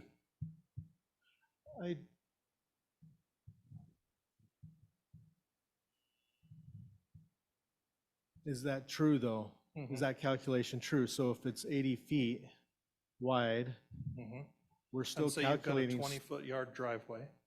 But we don't even have to worry about non-permanent, that's already removed. No, but I'm So when- reducing the 80 to 60. So you have 6 10-foot strips that are 20 feet long. And in each of those 200 square foot blocks, you would have a shrub or 6 shrubs in the front yard. 6 shrubs in 1 front yard seems is. very minimal to me. Which is what, in my mind, xeriscaping is all about. I think Go ahead. xeriscaping to me is landscaping with water wise in mind, where we can drip irrigate to an individual shrub, gallons per hour, and still have an attractive front yard that's not dominated by rocks, but a mix of rock and shrubs. I think our goal at least my goal is to suggest the minimum requirements. People are always welcome to do more, should they so desire. But I think we just present the bare minimum, which we think is acceptable in our city, and then let people do what they want from there. So I'm personally comfortable with the way it's written. Okay. I actually, I like the idea of increasing the shrub requirement. It does seem like very austere in the number. I don't know if quadrupling it, but perhaps like something in between, splitting the baby, like a doubling. Because I agree with Councilmember Bell that especially when we're referring to our list of vegetation from the Weber Basin Water Conservancy District plant list, those are all very water wise, and where residents will already be and commercial developers will already be installing drip irrigation to go to whatever plants are there. And I agree with a minimum, but it does seem like the minimum is a little austere, and that in the interest of aesthetics, while bearing in mind conservation, to justify just a higher shrub requirement. Councilmember Bradshaw, do you have any comments on this? I was thinking that was shaping up to a 2-2. I've consulted my canine friend, and I think I'm of the opinion that we started out with a simple goal to examine how to enable residents to participate in the Flip Your Strip program. And the ordinance is, to me, has grown and expanded beyond that original intent. And I fear we're at risk of making it very complicated and potentially dragging it out another meeting when we've passed this year's season for people who may want to engage in this type of yard work and change. So with all the respect to the council members who are pro more shrubbery, I think I'm going to come down on the side that I'm comfortable with the language as drafted by staff. Okay, so we are comfortable with the language there. Any other proposals on this ordinance or questions? Mayor, I have a question that I'd like to just pose to the council, because I could be wrong, but when I was looking back at the prior iteration of the proposal of the proposed ordinance, I'm looking at page 60 and specifically line 414, where it seems like this language is new in this iteration, and so I think it bears discussing. And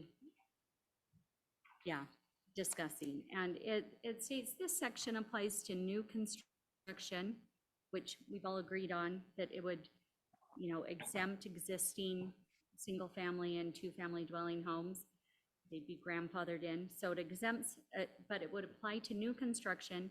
But then it says, and additions and remodels of non-single two-family dwellings, commercial, multifamily, residential, mixed-use development, etc. So my question is, I had not seen that language before, and so it seems very broad and hard to interpret, because it's just simply stating that it would apply to additions and remodels without specificity as to percent of square footage, or the type of remodel or type of addition, percent, or and so I just felt like this might be something that we might want to add more language to for interpretation and what would actually be impacted, or take it out. Those were my thoughts. Either define it more clearly or remove it. Francisco? Thank you. This language was there. It may not have been written as this, but it is there, and it is a deal breaker for Weber Basin. Any other comments about this particular paragraph from the council? No, they would like any and all additions to to mandate zero-scaping. They're letting us exempt additions to single-family dwellings and duplexes, but they will not budge on commercial development. So we could change it, but they gave us one in knowing the huge percentage of already built single-family and duplexes. But regarding commercial development, and this is what is supposed to catch all things that is not a single family or a duplex. It makes it so this section H applies in that now you have to zero-scape the park strip and you have to comply with A through G in that section. Thank you for that clarification. Any other questions or comments about the ordinance? I'd like to hear what Councilmember Price Hewish thinks after hearing Francisco's explanation. Well, my inclination is to give it some added definition. So it's because right now, what would be the trigger addition or remodel?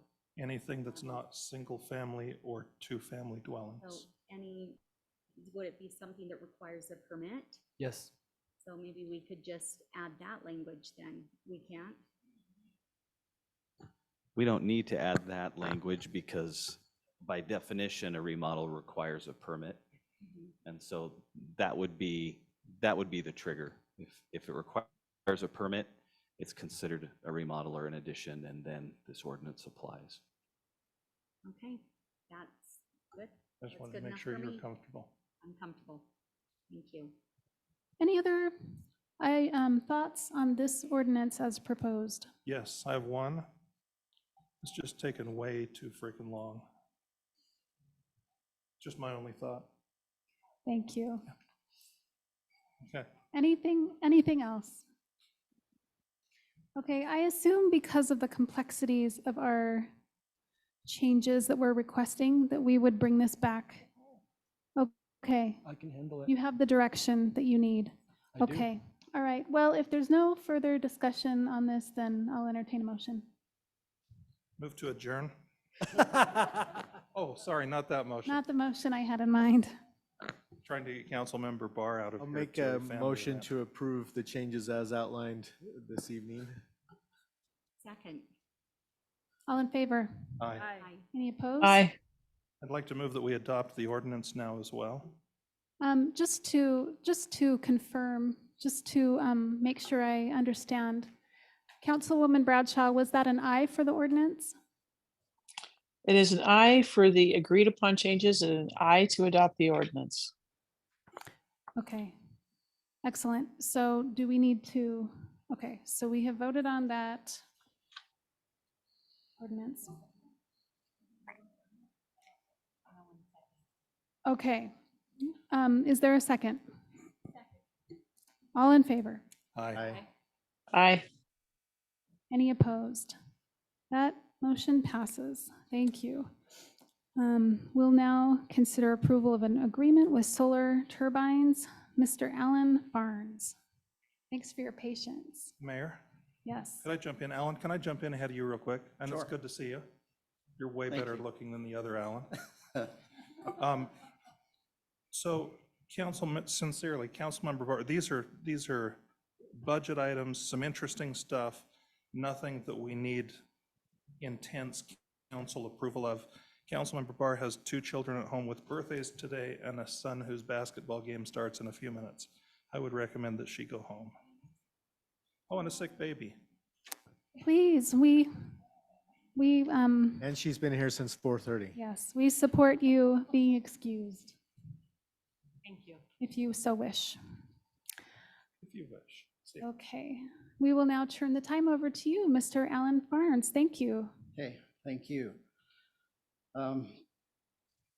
Bountiful City has 3 gas turbines here in town. And what that is essentially a jet engine sitting on the ground connected to a generator. One of them is a 4 megawatt unit. The other 2 are 10 megawatts each. We use them as generally as a peak shaving unit, which means we start them as our load grows during the day. We'll start one. If it grows more, we'll start another one. We just start them as needed and then shut them down as the load tapers off in the evening. This is a little different application than most. The generators were manufactured by Solar Turbines, and most of their customers use them more as a base load, which means they start them and run them continuously until they have to shut them down for maintenance or replacement. So ours get a daily start and stop. The others hardly ever stop. So we've identified a weakness in one of them. Our number 2 turbine has started leaking some oil into the combustion chamber during shutdown. And it's not a lot, it's just a little bit every time we shut it down, which means when we start it, it smokes as it's burning off that oil for a couple minutes, then it burns clean. So other turbines might have the potential for that problem, but if you never shut it down, you'll never see it. So we've discovered that, and we've tried to do a couple of inexpensive repairs that were not successful. So Solar Turbine has come in and proposed to us to do an engine exchange, which typically would run about $3.8 million. Because of the way we're operating these, and they are interested in doing some research on these engines, they are proposing to us that they will do an engine exchange for, it's about $1 million for the number 2 unit. But they also want our number 3 unit so they can investigate both of them. So they want to have an exchange on both of them for, one's a little bit over $1 million, the other's a little under, depends on the run hours on the units. So we're looking at a little over $2 million to change them both out. And we don't have a firm number because we're going to continue to run them as needed until the scheduled change out. So it will depend on what the hours are at the time of the change out. So we put a little buffer in there, a couple $100,000. So it's an unbudgeted item, but it's kind of one of those things that it's too good to pass up. We really ought to do it. We rely on these all summer long. They have saved the power department a lot of money to have that peaking resource. Normally, if you're out on the market, peaking power is quite expensive, especially in the summer. The first part of September, when it was really hot, that heat wave that came through, we probably saved about $1 million running those units. So they are worth the expense to keep them functioning. So it's our recommendation and the Power Commission's recommendation that we approve $2,163,327 to do both engine exchanges. Can I ask a couple questions? What did these turbines run originally when installed and purchased? The 2 of them were 15 million, but that includes everything, all of the, from the generator clear to the exhaust stack and all the controls equipment. All this is just the combustion section, the engine. It's a compressor section and a combustion section. What do other power providers use in instances like this? It sounds like this is a unique fit for our situation. There are quite a few in the state that have, Murray has some Titans also. Logan has, I believe, 3 Tauruses, which is the smaller unit. Some of the colleges have them, but I think they will run a more base load because they use the waste heat to heat buildings. How many turbines do we have in this location? Is it there? Three. Three. Yeah. So we're replacing two of the three. Yes. Did we, what's the maintenance been of these over the last 5 or 6 years? About 3 years ago, we had to replace part of the combustion chambers because we were running humidifiers that were introducing hard water. It attached to parts of in the combustion chamber, and it caused heating issues in specific areas, and then part of the metal would fail. So we had to repair that. It's been, I don't know, 3 or 4 years ago. Different than the turbines itself. Yeah, it was some of the parts inside of it. And that was easy enough. They could open it up and just change the parts out and put it back together. This is clear into the middle, and they said that it's not something they can do in the field. They need to take it to a shop, remanufacture it, and bring it back, or in exchange is their recommended solution. Thank you. Any other questions? Any other questions? Oh, go ahead. Were you gonna? I was gonna say that the importance of these is, it's hard to overstate how important these are in keeping us out of the market when we have power peaking issues. We can easily save the cost of the purchase price in a couple of major heat waves where we would be exposed to market prices if we didn't have them. Additionally, the fact that we're saving 75% of the cost so that they can do research on them, I think is a great motivator to encourage us to do this, and a relationship with the manufacturer going forward as they use our two engines to maybe redesign some of their components and make them more usable to us in the way that we need to use them. Also could help us in the future. So I'd be happy to make a motion that we approve the purchase of these two engines from Solar with a cost that'll be finalized, of course, when the trade-in price is finalized down the road, as we know what the hours on them are. As has been presented. So,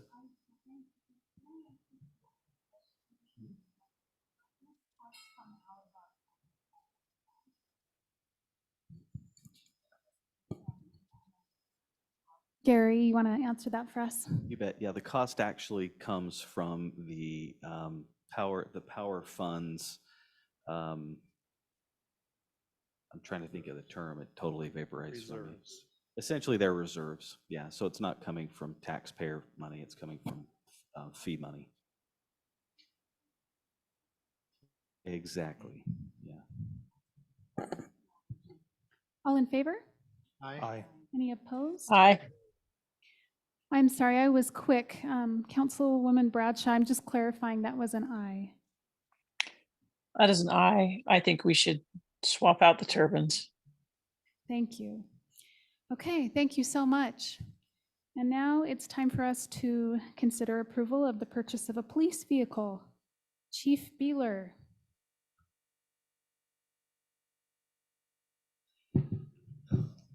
Long night. I'll make it quick. Hi, Chief.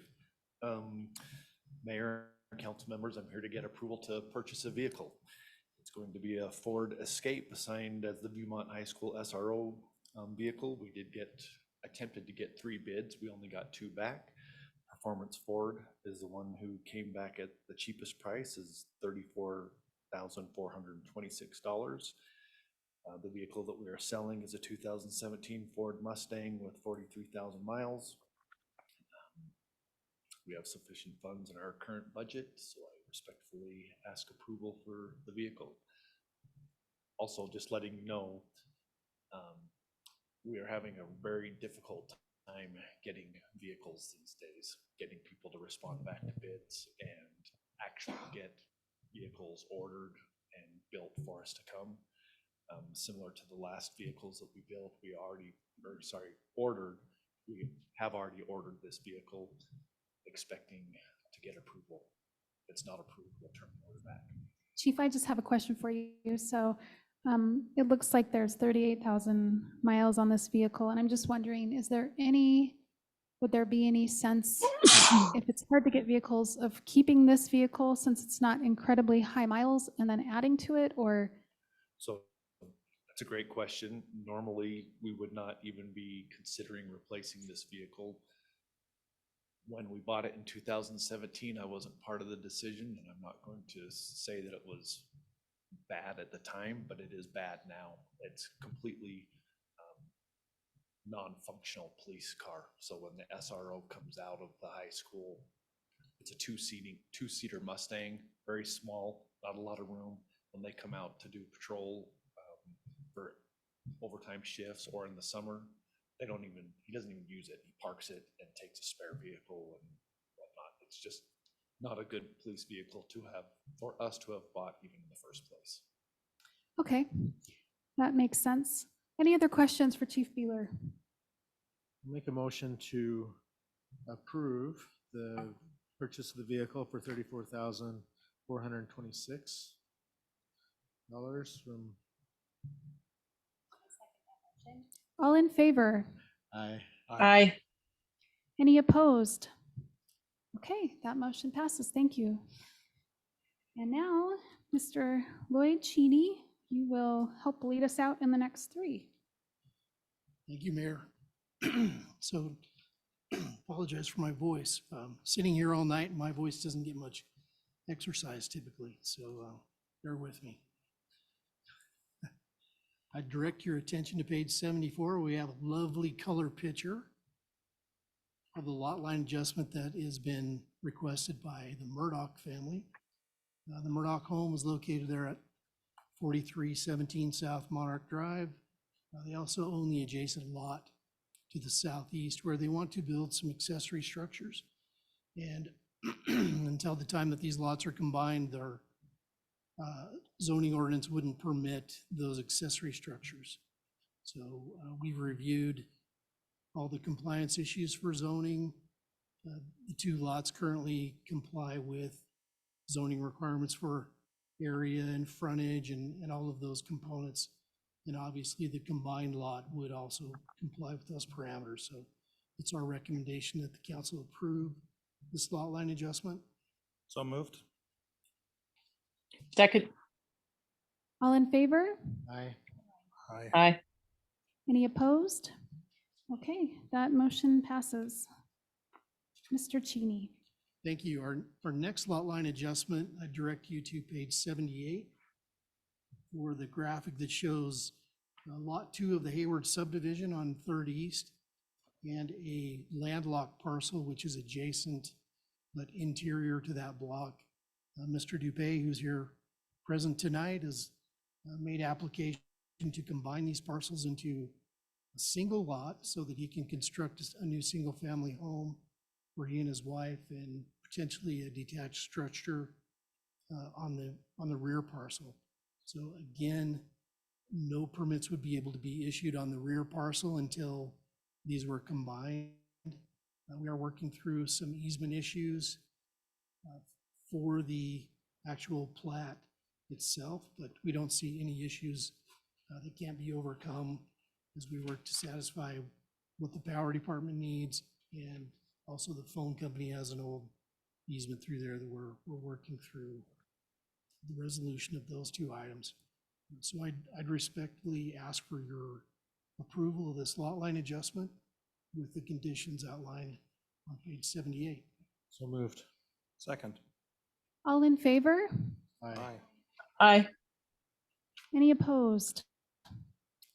Great. Okay, and our last one. The Mr. last Cheney. one, thank you. If you go to page 82, there's also another nice, lovely color aerial photo for you. Mr. I'm sure I get the name right, Crockett, owns both of these lots in the Hidden Hollow PUD up in the Summerwood area. He's requesting an amendment to the rear lot line, which is common between these two. There's been a fence installed through the oak brush. I haven't attempted to follow that line on the aerial photo, but you can see that on page 83 in the preliminary plat of the new alignment of that lot line. most of this area of these two lots exceeds 30% slope and is basically unbuildable or unusable. The realignment of the lot line doesn't affect the area of lot 704, which is currently undeveloped, where a home could be built. That buildable area is more along, I'm going to call it the east side of the property. It's very steep. These are very steep lots, and there's kind of a ravine that runs down between them. So this really has no impact on what can be built, and any plans that are submitted would be reviewed according to the current requirements of the FLIT ordinance. So otherwise, there's no net effect on changes to frontage or setbacks or anything like that. Those lots would still remain in compliance. It's just basically a swap of lot areas between those two. So I would ask for your approval of this lot line adjustment with the conditions outlined. Second. All in favor? Aye. Aye. Any opposed? Excellent, thank you. Okay, is there a motion to adjourn? Motion to adjourn. Second. All in favor? Aye. Aye. We are adjourned, thank you.